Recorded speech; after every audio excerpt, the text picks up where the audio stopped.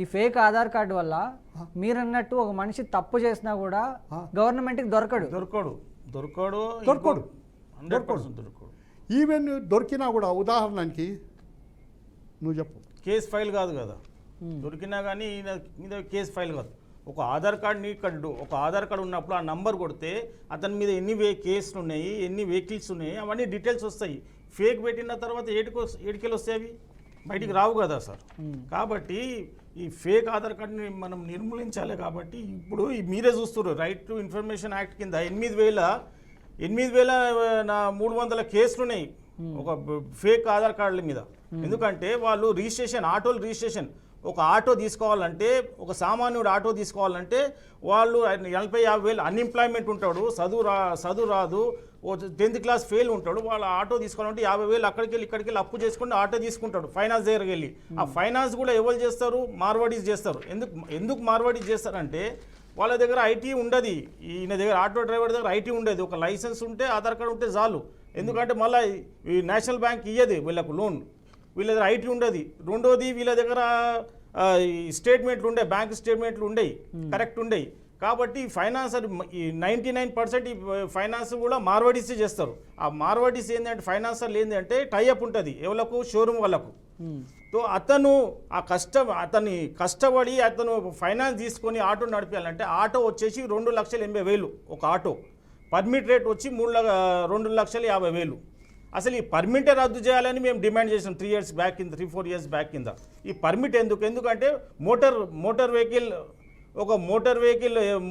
Motor cab తీసుకోవాలంటే దానికి ఏం ఇన్స్ట్రక్షన్స్ ఉండవు. డైరెక్ట్ మీ షోరూమ్ వెళ్ళినంతే నేను పైసలు కడతా 1,00,000-2 లక్షలు అంటే వాళ్ళు పర్మిట్ అంటే దానికి పర్మిట్కు ఏది కరెక్ట్ ఏముండదు దానికి. ఈ ఆటోకు మాత్రం ఇవన్నీ పరిమితులు పెట్టిరు.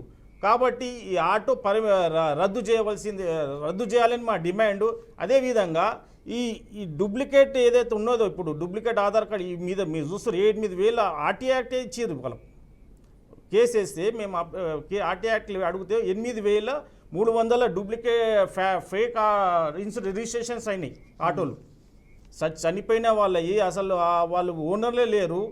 వేరే ఆధార్ కార్డులు పెట్టి ఇప్పుడు ఒక భార్య పేరు మీద ఆటో భర్త పేరు మీద భార్య పేరు మీద ఆటో తీసుకుంటే ఆమె కాదని ఫైనాన్సర్లు వేరే ఆడాలను తీసుకొచ్చి ఆమె ఫోటో దింపి ఆమె ఆధార్ కార్డు తయారు చేసి ఫోటోలు దింపారు. అది మనము కంప్లైంట్ కూడా చేసినాం, ఒక కంప్లైంట్ కూడా పోయినాయి. అయితే సిఐ మన తిరుమలగిరి పిఎస్లో సిఐ శ్రవణ్ కుమార్ ఉండే, ఆయన ఒక కేసు ఫైల్ రాగానే ఒక కేసు పట్టుకొని ఆయన మీద కంప్లైంట్ చేసి ఆయన మీద కేసు ఫైల్ చేసి మిగిలిన వాళ్ళతో కాంప్రమైజ్ అయ్యి ఆర్టీఐ డిపార్ట్మెంట్తో, అక్కడ నార్త్ జోన్ డిపార్ట్మెంట్తో ప్లస్ పోలీసు అక్కడ ఉన్న యూనియన్ ఇది మార్వాడీస్ ఏదైతే ఫైనాన్స్ ఉన్నో వాళ్ళతో కుమ్మక్కయ్యి దాంట్లో ఏంటంటే ఫేక్ యూనియన్ లీడర్లు ఉండవు. వాళ్ళు ఏదో యూనియన్ పేరు చెప్పుకొని లీడర్లు చేస్తారు, డబ్బులు ఇస్తారు, వాళ్ళకి డబ్బులతో సంబంధం. కాబట్టి వాళ్ళు డబ్బులు కట్టేసి వాళ్ళ మీద కేసులు లేకుండా చేసుకోరు. ఈ విధంగా ఇవి జరిగినాయి. కాబట్టి ఫేక్ ఆధార్ కార్డులు అంటే ఎంత ప్రాబ్లం ఉందో మన ముందు ఉన్నది. సామాన్యునికి ఇంకోటి, సామాన్యుడు ఇప్పుడు ఫైనాన్స్ కట్టలేని పరిస్థితితో సీజ్ చేసేస్తారు బండి. సీజ్ చేసేస్తే అతన్ని ఫైనాన్స్ కట్టకుండా సీజ్ చేసేస్తారు. ఆ పర్మిట్ అనేది అట్లనే ఉంటుంది. ఆటో అనేది 6 నెలలు ఏడాది సీజ్ అయిన తర్వాత ఆటో నడవది. ఈ ఆటో ఏం చేస్తాడు, వేరే అతనికి అమ్ముతారు వీళ్ళు. అయితే ఈ ఆటో డ్రైవర్ అనేది, ఆటో కార్మికుడు అనేది అతన్ని రక్తాన్ని చెమటగా మార్చి తన జీవితాన్ని ఆటో మీద డబ్బులు తీసుకొని కడితే ఆ ఆటో కూడా అతనికి చెందకుండా అవుతుంది ఫైనాన్స్ల వల్ల. అంటే ఓన్లీ ఆటోలోనే జరుగుతుంది, బైకుల్లో, కార్లలో, లారీలు వీటిల్లో కూడా అన్నిట్లో జరుగుతుంది. కానీ ఇది మాత్రం చాలా డేంజర్ ఉంది. ఇది ఇప్పుడు అన్ఎంప్లాయ్మెంట్ ఉంటాడు, చదువు రాని వాళ్ళు ఉంటారు. ఇప్పుడు ఆధార్ కార్డు దేనికి ఉపయోగపడుతుంది అంటే బండి రిజిస్ట్రేషన్కు, కొత్త లైసెన్స్ తీసుకోవడానికి, బండి ఫిట్నెస్కు, పర్మిట్కు, బండి తర్వాత బండ్లు ఫైనాన్స్ తీసేయడానికి ప్రతి ఒక్కదానికి ఆధార్ కార్డు పెట్టాలా. రీసెంట్గా బండ్లగూడలోని సౌత్ ఆఫీస్, హైదరాబాద్ సౌత్ ఆఫీస్లో సాక్షి పేపర్లో 3 రోజుల కింద కొన్ని వేల ఆధార్ కార్డులు పట్టుకున్నారు. ఓల్డ్ సిటీలో పట్టుకున్నారు.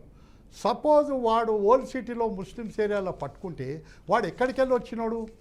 ఇంత ప్రాబ్లం ఇది. వాడు ఎక్కడికి వెళ్ళి వచ్చి వాడు దాని మీద ఆధార్ కార్డు మీద వాడు ఓటర్ ఐడెంటిటీ కార్డు సంపాదిస్తాడు, పాస్పోర్ట్ సంపాదిస్తాడు, బ్యాంక్ అకౌంట్ ఓపెన్ చేస్తాడు.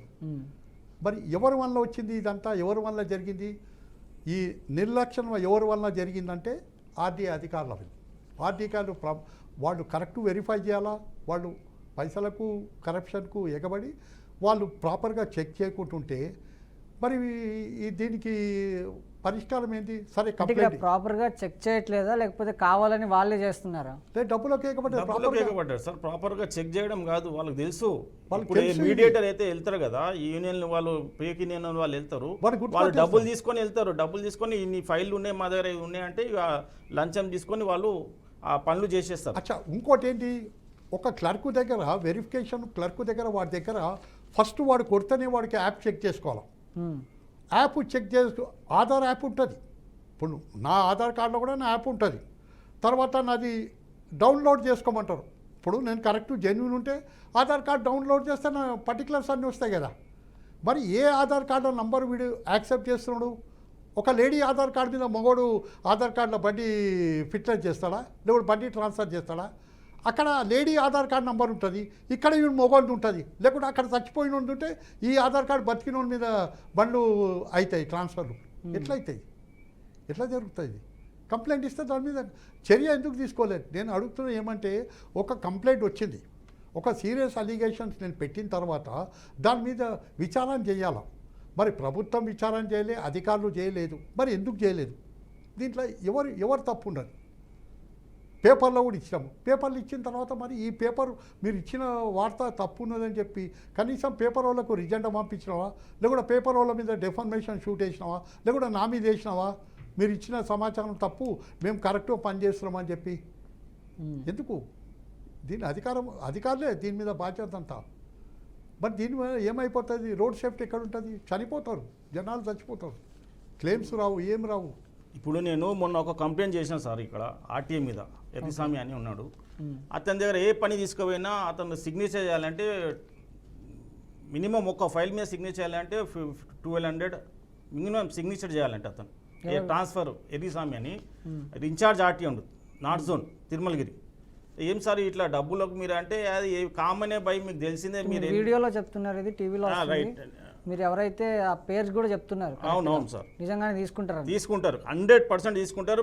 ఆ డబ్బులు తీసుకునే వాళ్ళని కూడా నేను పట్టిస్తాను నేను. ఎందుకంటే డైరెక్ట్ డబ్బులు ఆయన తీసుకోడు, వాళ్ళ మనుషులు ఉంటారు, వాళ్ళ సిగ్నేచర్ అయితేనే అక్కడ ఫైల్ మూవ్ అవుతుంది. ఇదే కాకుండా లైసెన్స్ కూడా ఏంటంటే ఒక లైసెన్స్ పాస్ కావాలంటే 500 ఇవ్వాలి. ఈ అదర్ స్టేట్ ఆధార్ కార్డు ఉంటే మళ్ళీ దాని మీద 500 ఇవ్వాలి. ఇవన్నీ ఎందుకంటే నేను కంటెస్టెడ్ ఎమ్మెల్యేగా నేను కంటోన్మెంట్లో ఉంటాను కాబట్టి అక్కడ ఏది ఉన్నా కొంచెం పరిస్థితి మేము వెళ్తాం. అక్కడ ఏదైనా పని ఉన్నా, మనకు ప్రజల పనులు ఉన్నప్పుడు అక్కడ వెళ్తాం మేము. ఏదైనా పని ఉంటే సార్ ఇట్లా ఉన్న పరిస్థితి అంటే వీళ్ళు ఈ విధంగా డబ్బులకు అదే అయినరు అంటే వీళ్ళకు గవర్నమెంట్ శాలరీస్ ఉంటాయి, లక్షల పైన శాలరీస్ ఉంటాయి, అన్ని ఎవిడెన్స్ ఉంటాయి. కానీ వీళ్ళు డబ్బులు లేని ఏ పని చేయరు సార్ అక్కడ. అది చాలా దుర్మార్గంగా ఉంది. ఆడ మీరు అధికారుల దృష్టికి తీసుకెళ్లారు దీన్ని? ఆల్రెడీ నేను కంప్లైంట్ చేశాను. నా మీద కేసు వేయాలి కదా, వీళ్ళు నాకు రిటర్న్లో ఇవ్వాలి కదా. ఇప్పటిదాకా ఇచ్చిన దాఖలాలు లేవు. ఎందుకంటే వీళ్ళు తీసుకుంటారు కాబట్టి వాళ్ళు, లేకుంటే నా మీద కేసు వేస్తారు, నన్ను అరెస్ట్ చేపిస్తారు. కాబట్టి చాలా దుర్మార్గంగా ఉంది. ఈ ఆధార్ కార్డులు ఈ కేసుల మీద సిబిఐతో దర్యాప్తు చేపియాలి. ఏదైతే మీ ఫేక్ ఆధార్ కార్డుల మీద రిజిస్ట్రేషన్స్ అయిన ఆటోలు ఈ పట్టుడు పోతే వీళ్ళు ఏ విధంగా దాన్ని కేసును మూసేసి దాని మీద సిబిఐ మీద దర్యాప్తు చేయాలి. ఎవరు ఇష్యూ చేస్తారు? సెంట్రల్ గవర్నమెంట్ పరిధిలోనే ఉంటుంది. Director of central Aadhaar card, regional Aadhaar card centre Bengaluru వాళ్ళు ఇష్యూ చేస్తారు. మరి సెంట్రల్ గవర్నమెంట్ ఇదేం చేయాలంటే స్టేట్ గవర్నమెంట్లో ఏసీబీ దీని మీద దర్యాప్తు చేయాలి, సమగ్రమైన విచారణ చేయాలి.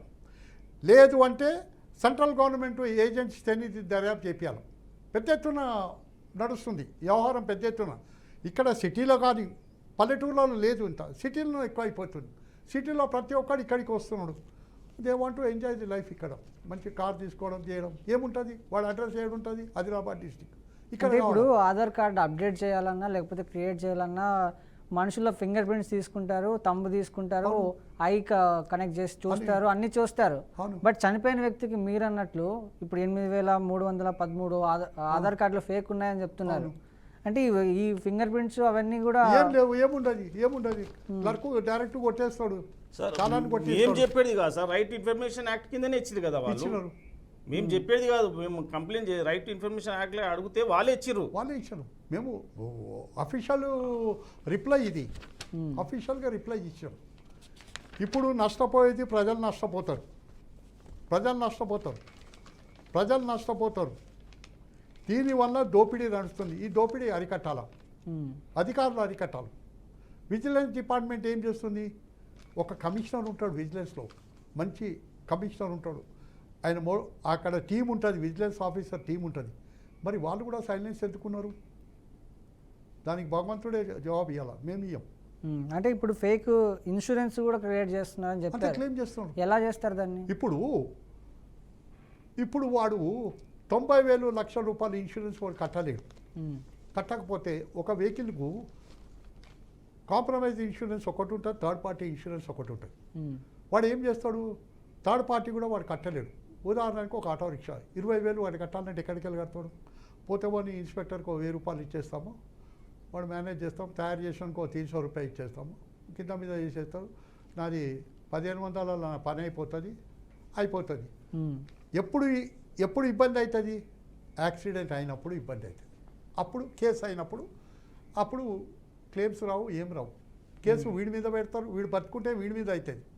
అప్పుడు అందరు దొరుకుతారు, ర్యాకెట్ పెద్దగా దొరుకుతుంది.